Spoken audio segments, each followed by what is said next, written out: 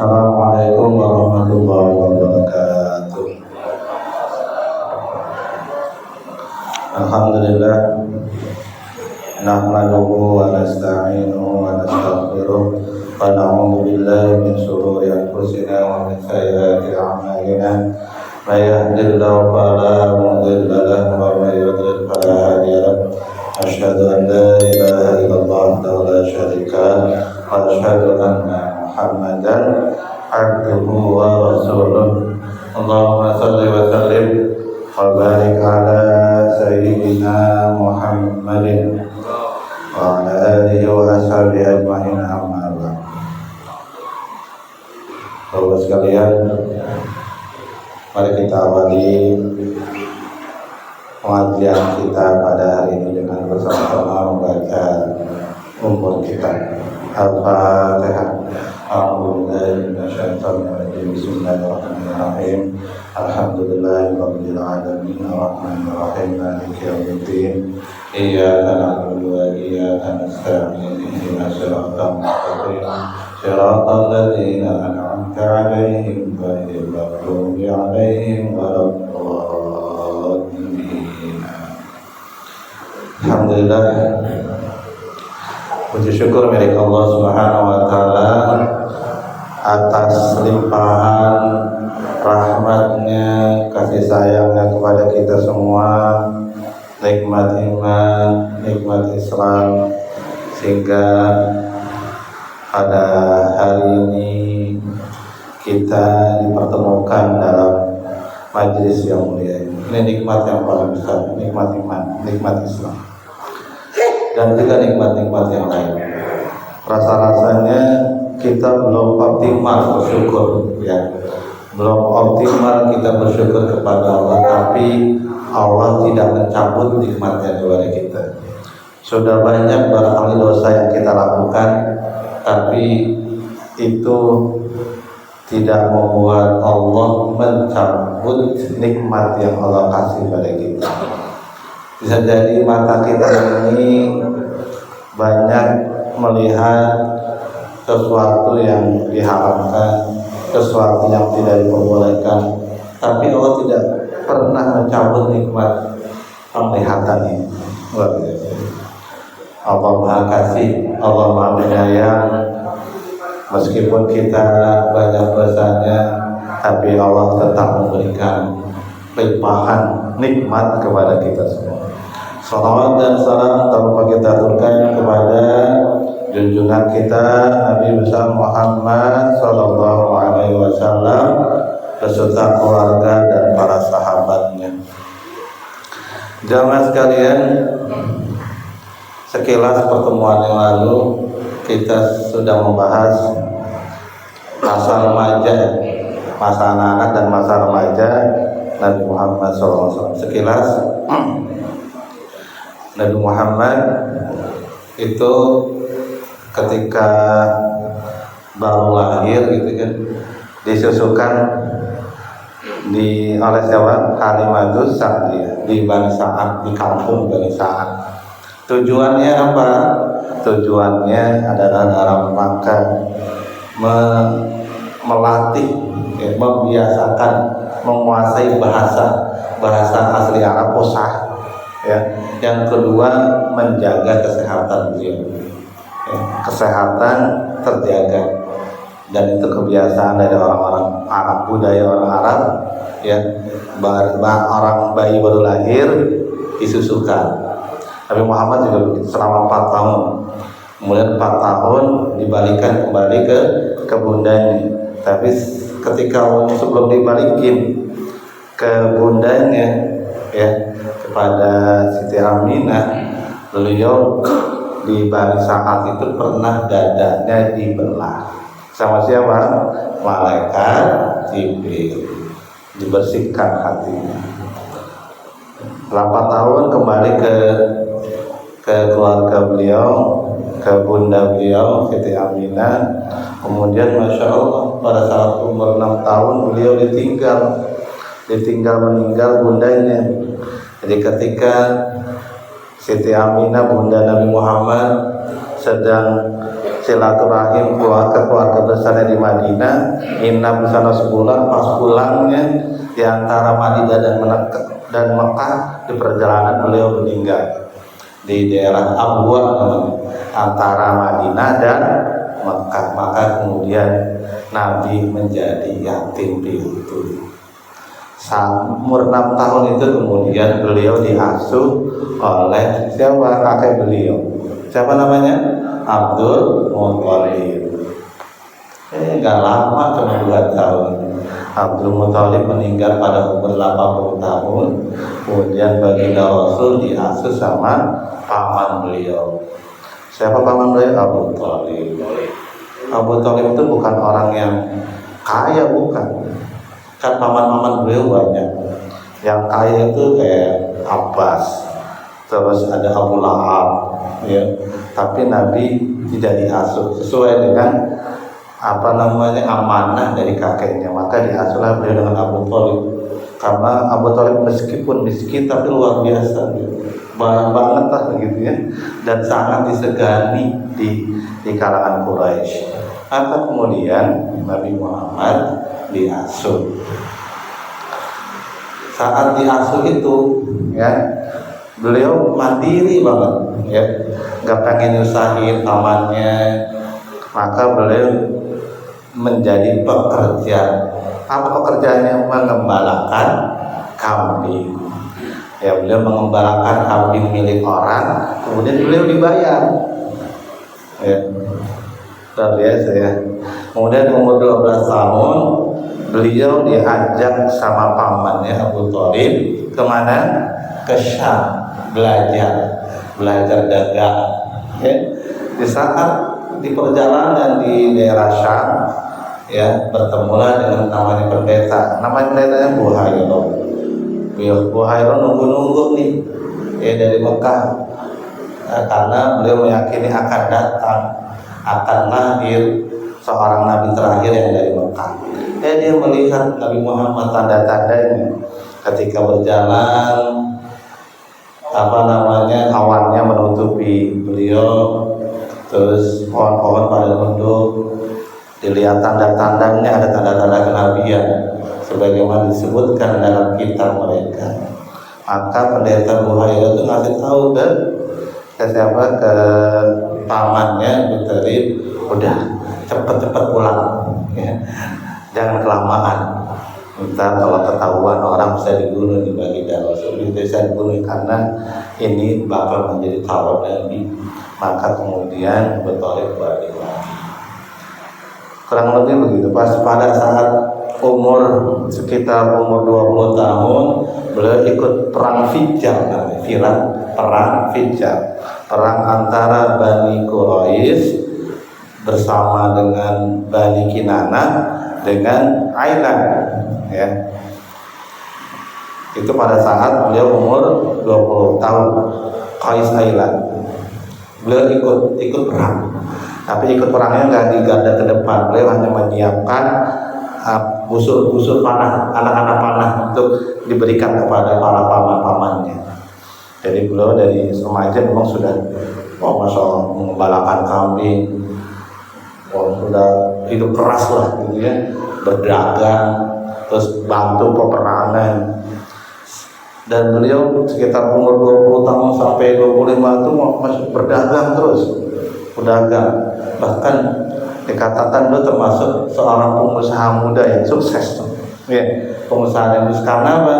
Karena kegigihan dan kejujuran beliau, sehingga terkenal beliau menjadi pengusaha pedagang yang jujur.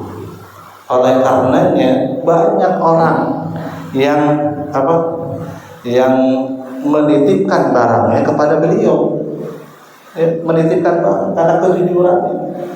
Orang kan kalau pedagang terkenal jujur, ya, terkenal amanah, itu para pemilik barang itu gak segan-segan menitip gitu kan untuk dijualin. Masya Allah, beliau jadi sukses beliau. Ya. Bahkan beliau kalau pergi ke Syam itu, pergi berdagang ke Syam, kalau pedagang yang lain itu dia cukup satu kali saja. Jadi pedagang lain itu cuma beli barang di Syam, terus dibawa ke Mekah dijual. Tapi Nabi Muhammad dua kali. Jadi beliau nggak bawa barang-barang dari Mekah dibawa untuk dijual di Syam. Kemudian di Syam beliau beli barang-barang di sana dijual di Mekah. Sehingga Masya Allah karena kegigihan, kejujuran, strategi dagang beliau luar biasa, beliau cukup sukses. Sehingga pada umur 24 tahun ya, beliau diminta untuk menjual dagangan dari Khadijah. Khadijah ini pengusaha juga, pengusaha sukses ya kan? Wah, maka dimintalah beliau untuk menjadi pedagang yang dititipkan dagangan Khadijah kepada beliau untuk dijual di Syam. Ya, karena kejujuran beliau terkenal, ya, kemudian akhlaknya luar biasa. Tapi kemudian Khadijah selain menitipkan barangnya kepada baginda Rasul, ya, Rasul itu Masya Allah dibayar lebih sama Khadijah, dibayar lebih. Kenapa? Karena kejujurannya. Maka beliau memutus pembantunya namanya Maisarah. Maisarah perempuan laki Pak. Perempuan apa laki? Maisarah itu laki. Kalau ini mah perempuan ya, istrinya Mandra, Maisarah. Sama. Nah, kalau di nama-nama di Arab itu Maisarah itu laki. Maka Khadijah ya, ini pedagang sukses ya, luar biasa, menitipkan barangnya kepada Rasul untuk dijual di Syam. Maka beliau memutus Maisarah. Masya Allah, Nabi itu dagangannya laris lagi, sukses ya, karena kejujurannya, keakhlakan beliau. Udah gitu beliau ya tampangnya luar biasa ya, sehingga pulang dari dagangannya Khadijah, dibawa pulang mendapatkan keuntungan yang berlimpah. Kemudian selain itu yang membuat Khadijah tertarik itu Maisarah cerita betapa kejujuran beliau, kegigihan beliau, Masya Allah. Kemudian beliau juga suka merenung di sana ya. Tertariklah Khadijah ya, rasa cinta. Tertariknya bukan karena wajahnya ya, walaupun wajah baginda Rasul luar biasa, ganteng, tampannya luar biasa, tapi Khadijah seperti menemukan sesuatu yang telah hilang lama ini. Karena Khadijah itu menjanda, sudah banyak orang yang lamar beliau, karena beliau kan selain cantik, kaya, terhormat, akhlaknya mulia, sehingga sudah banyak para tokoh itu melamar beliau tapi ditolak. Tapi mendengar cerita Nabi Muhammad, Masya Allah, terkagum-kagum beliau ya, sehingga beliau yang merupakan orang kaya gitu ya, orang kaya, maka beliau tertarik. Tapi dia mikir gimana ya caranya gitu ya, caranya bilang ke Nabi gitu. Maka beliau punya teman namanya Nafisah. Maka Khadijah bin Khawalid itu, binti Khawalid, ngadulah, curhat sama Nafisah. Ya Nafisah, gimana ini ya, saya tertarik kepada Muhammad ini yang luar biasa ya, saya dari ada 40 tahun, Nabi kan 40 tahun ya, gimana ya udah ya, engkau itu kata.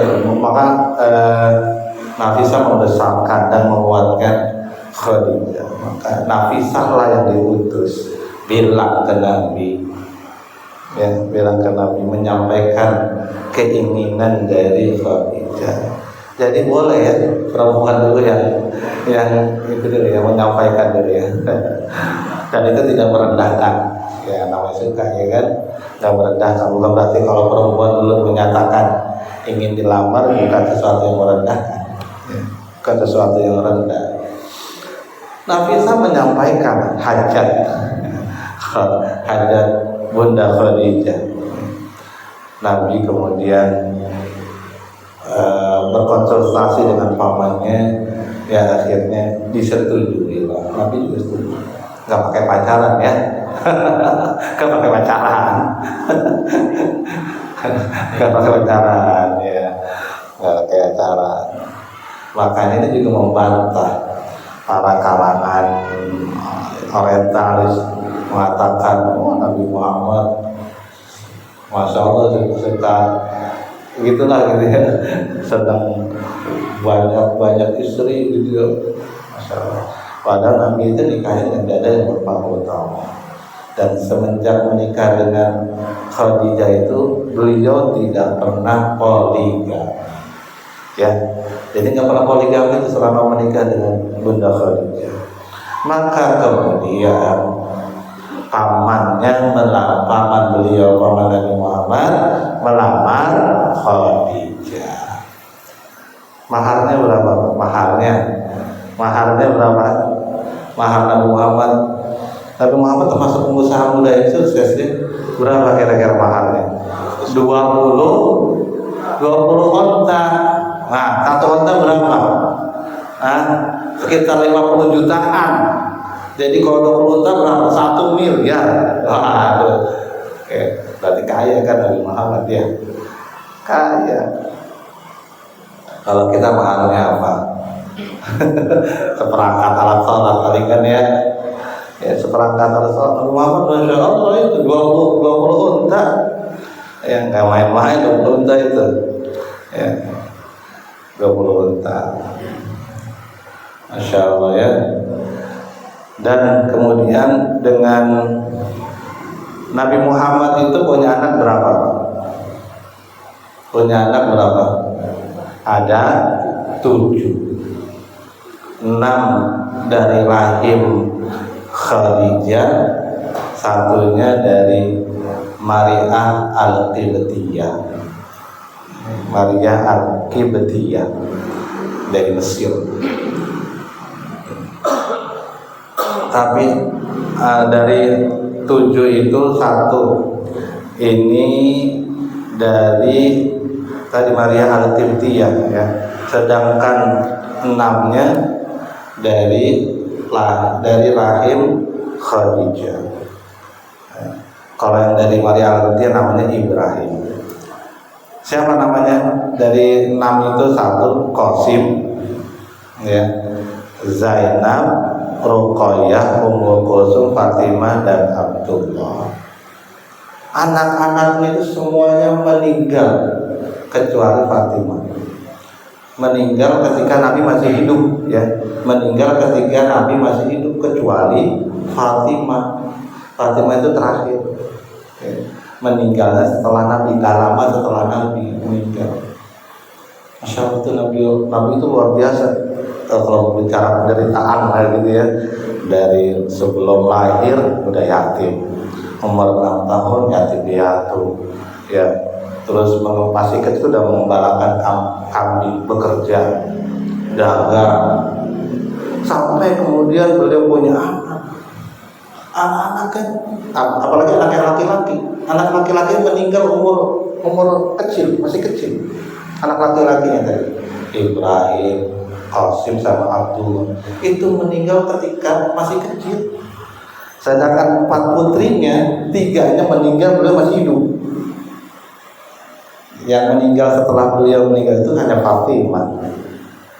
Masya Allah, luar biasa. Belum menyaksikan sendiri ya, anak-anaknya, putra-putrinya meninggal. Itu sedangkan Fatimah terakhir ya, 6 bulan setelah Rasulullah meninggal.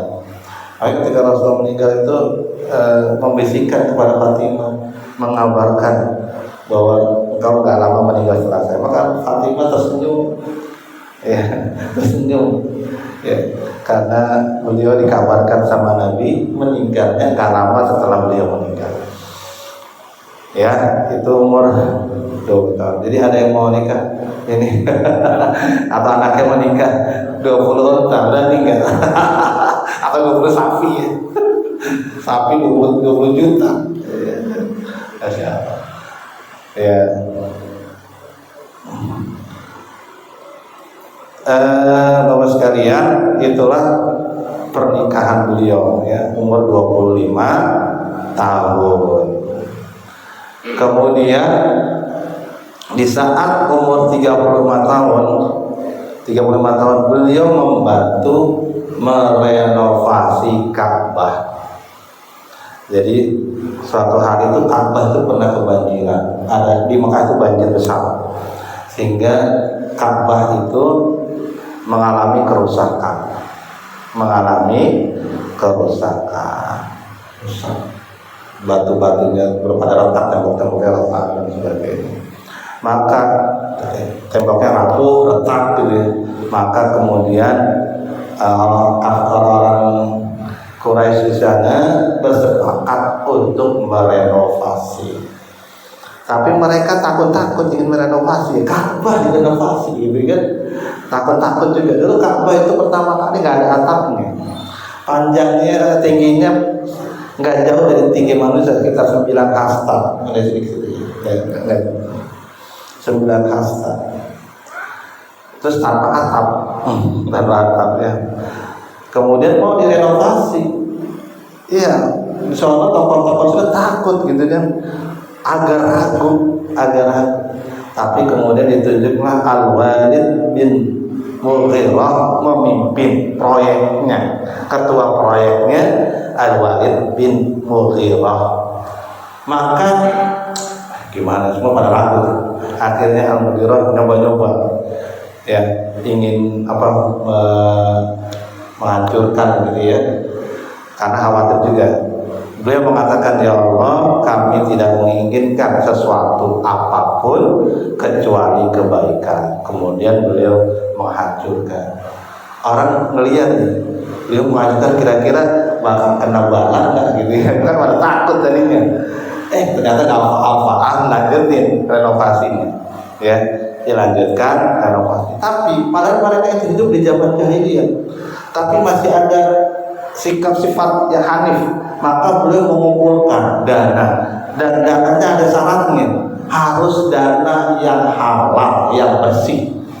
Nggak boleh dana dari dari perbuatan sholih, dari dana dari perbuatan judi, dana dari mahar pelacur, nggak boleh. Jadi mereka sepakat bahwa dana untuk pembangunan renovasi Ka'bah itu harus dari dana yang halal dan baik. Luar biasa. Padahal zaman itu zaman kerusakan ya. Maka dibangunlah Ka'bah, mereka kerja bakti. Setelah jadi, maka mereka kebingungan. Bingung mereka. Ini tinggal Hajar Aswad nih. Siapa yang mau meletakkan? Mereka berselisih. Setiap suku, setiap kaum merasa paling berhak untuk meletakkan Hajar Aswad.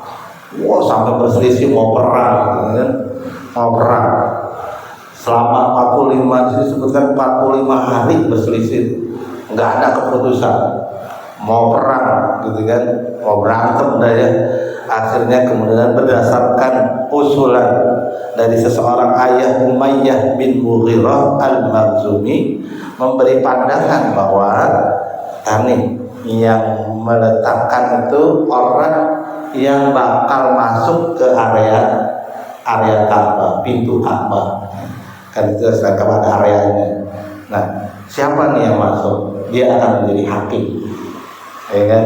Maka ditunggu-tunggu terus siapa kira-kira yang bakal masuk dari pintu itu ya. Ternyata baginda Rasul Nabi Muhammad.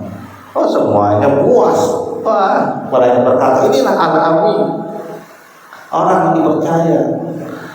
Maka disinilah luar biasa Nabi Muhammad itu bisa membaca situasi dan menunjukkan fatonah beliau, kecerdasan beliau membaca situasi. Maka beliau menggelar selendang ya, selendang beliau ya diletakkan di bawah, kemudian batu itu Hajar Aswad itu diangkat dan diletakkan di atas kain selendang, diletakkan. Kemudian setiap perwakilan suku mengangkat sisi-sisi dari kain itu. Wah, semuanya senang gembira atas keputusan baginda Rasul, ya, yang menunjukkan kecerdasan beliau, sehingga mereka merasa puas, merasa semua berkontribusi. Maka itu Hajar Aswad akhirnya diangkat bersama, ya, angkat bersama, kemudian diletakkan. Hajar Aswad itu Ka'bah itu sekarang berapa tingginya? Di sini disebutkan sih 15 hasta, ya. Terus ada atap, dikasih atap, baru dikasih atap. Panjang lebarnya kurang lebih 10 kali 10. Satu hasta itu berapa ya kira-kira? Satu hasta. Ya, satu hasta itu segini kan? Ya, satu hasta segini ya. Satu itu begini. Sini disebutkan 15, ya kira-kira dianggaplah 1 meter lah gitu ya, kurang lebih 15 meter lah, ya. Kurang 15 meter, terus panjang lebarnya 10 meter. Jadilah sekarang Ka'bah yang sekarang, ya. Itu tentang renovasi Ka'bah, ya. Zaman sekalian, kemudian kita mengenal pribadi mulia Nabi Muhammad sebelum kenabian, ya. Masya Allah, Muhammad itu orang yang cerdas gitu ya, pikirannya jernih, bahkan beliau terjaga. Allah senantiasa menjaga dan memelihara beliau. Pernah ketika remaja, betapa memang Allah itu memelihara perilaku Nabi Muhammad. Makanya dikatakan kan dalam qaul Rasulullah, innaka la'ala khuluqin 'azim, dan engkau Nabi Muhammad memiliki akhlak yang agung. Ketika remaja pernah beliau, ya namanya anak remaja, beliau punya pengen juga menghadiri pesta-pesta begitu, ya. Nah, suatu saat, satu malam beliau mengatakan pernah ingin menghadiri pesta. Ya pesta yang begitu lah, pesta jahiliyah lah ya, ingin menghadiri pesta. Dia dititipkan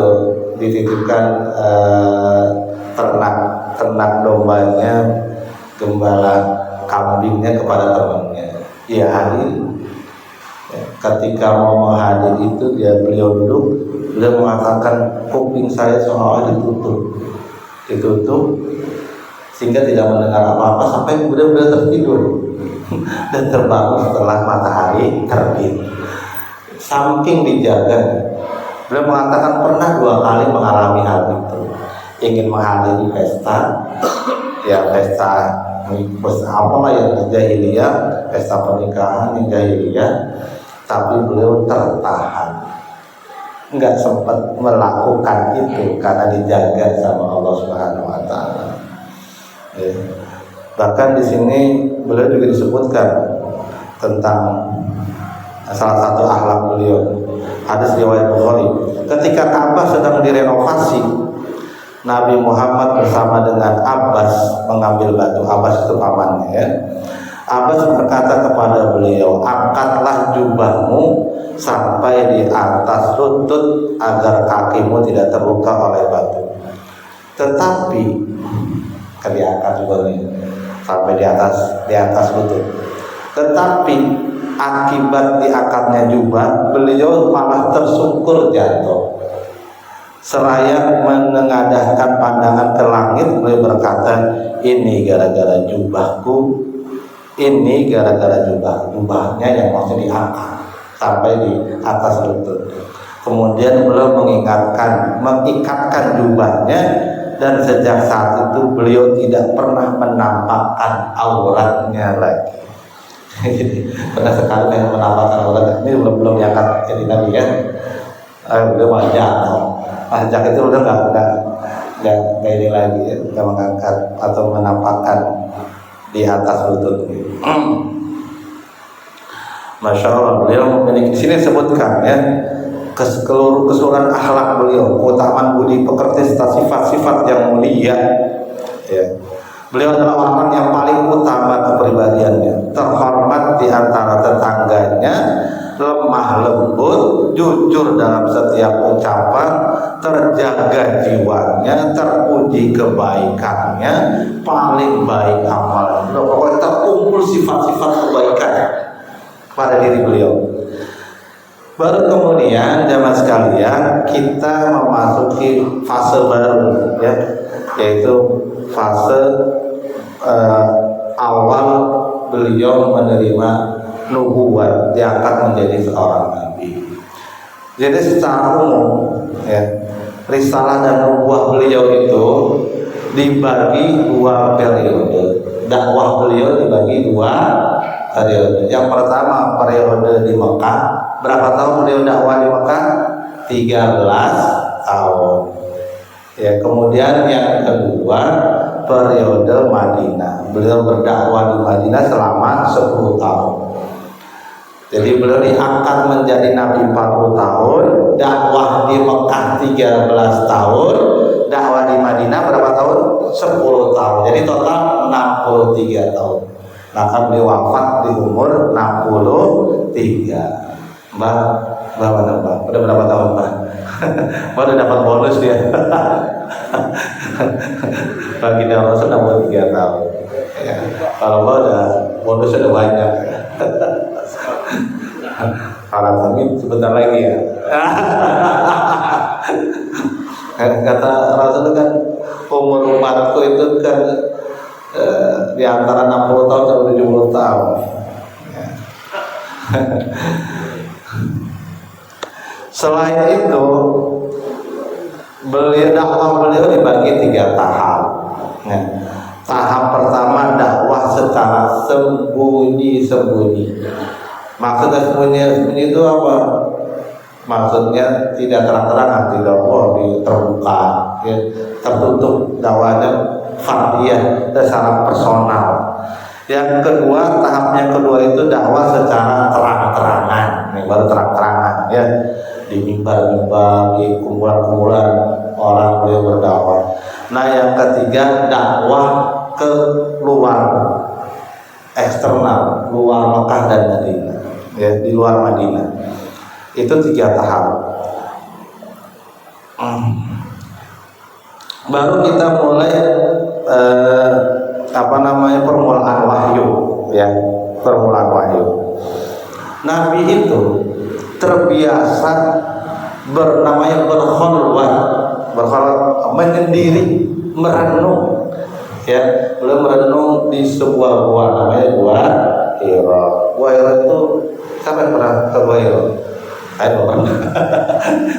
lagi umrah nggak diajak ke sana, katanya terjal dan guanya nggak besar, ya, paling mulut guanya cuma 1 hasta, kurang lebih 1 meter, kedalamannya 4 meter, nggak besar, ya. Nah, beliau sering berkhulwat, bawa perbekalan, berapa hari di sana merenung, kemudian balik ke rumah. Lama begitu, ya, kurang lebih di sini disebutkan 3 tahun. 3 tahun berkhulwat 3 tahun. Masya Allah. Kira-kira kenapa berkhulwat beliau? Tapi berkhulwat di gua itu bukan menjadi syariat, tidak menjadi syariat, ya, karena itu belum melakukannya sebelum diangkat menjadi Rasul, dan itu tidak menjadi syariat. Maka ketika Nabi sudah diangkat menjadi Rasul, bukan berkhulwat di gua lagi, tapi iktikaf di masjid. Jadi nggak perlu ke gua, ya. Mau berkhulwat, menjadi bertahaddus, mendekatkan diri kepada Allah di gua, ya. Tapi kemudian beliau sejak diangkat menjadi Rasul tidak melakukan itu lagi, ya, tapi beliau melakukannya iktikaf di masjid, ya. Ini begitu, kira-kira begitulah, ya. Jamaah sekalian, jadi beliau itu berkhulwat ngapain sih? Apa latar belakangnya? Intinya beliau sedang resah, gelisah. Kenapa resah? Kenapa gelisah? Karena kondisi dari umat jahiliyah pada waktu itu.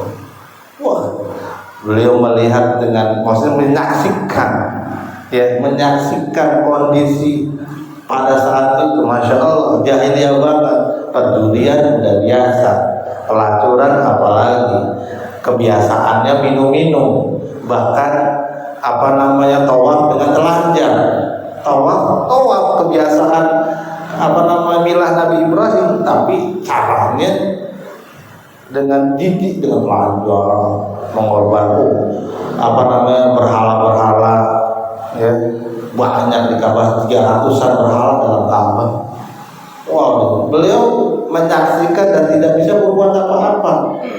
Ya, beliau rasa gelisah, kalau bahasa kita mah galau, nggak bisa apa-apa, menyaksikan tapi nggak bisa berbuat apa. Akhirnya beliau udah tahan, berkholwat, menyendiri, merenung. Apalagi katanya kalau Gua Hira itu di atas tuh udah pemandang, terlihat tuh pandangan sekitar Makkah itu jelas.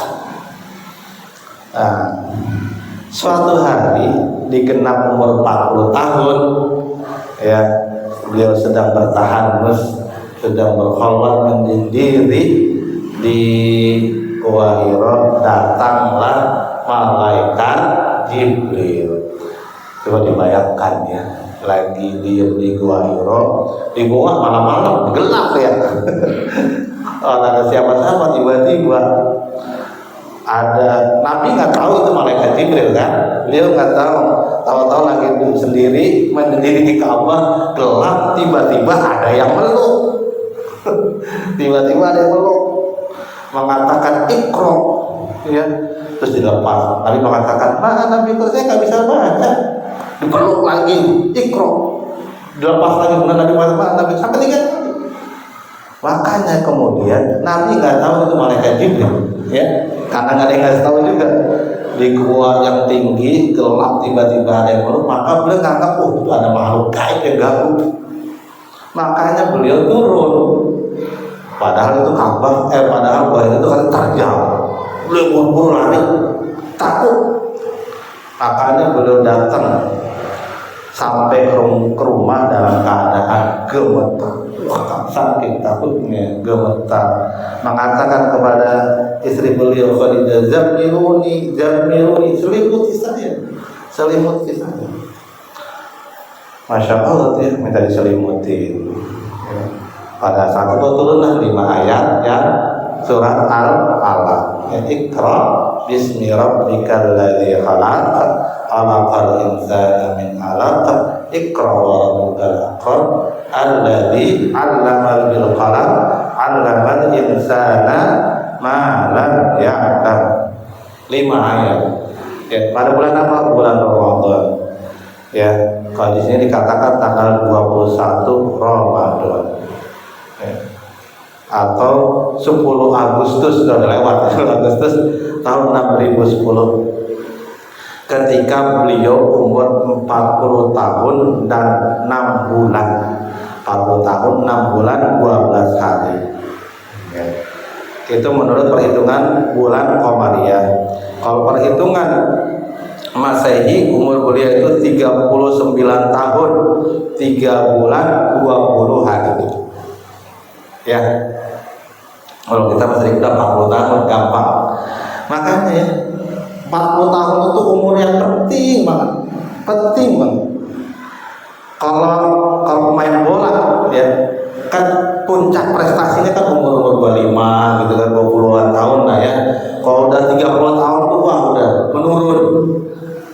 Kalau pemain bola, karena pemain bola mengandalkan apa? Fisik, ya kan, kecepatan dan fisik. Sehingga 30 tahun itu udah biasanya prestasinya menurun. Itu kalau olahragawan, ya. Kalau catur lain lagi ya. Yang jago catur lain lagi. Master, ya kan. Makin tua makin jago. Ya. Tapi Nabi umur 40 tahun karena kematangan secara spiritual luar biasa, kematangan secara spiritual. Ya. Dari itu saya. Pas ya. Oke, ntar kita lanjutkan ya di masa ya, di kapan bukan udah. Terima kasih atas perhatiannya. Moga-moga kita bisa mengambil hikmah dan pelajaran dari pertemuan kita kali ini. Mari kita tutup dengan baca hamdalah dan doa kafaratul majlis. Alhamdulillahirabbil alamin. Subhanaka Allahumma bihamdika asyhadu an la ilaha illa anta astaghfiruka wa atubu ilaik. Assalamualaikum warahmatullahi wabarakatuh.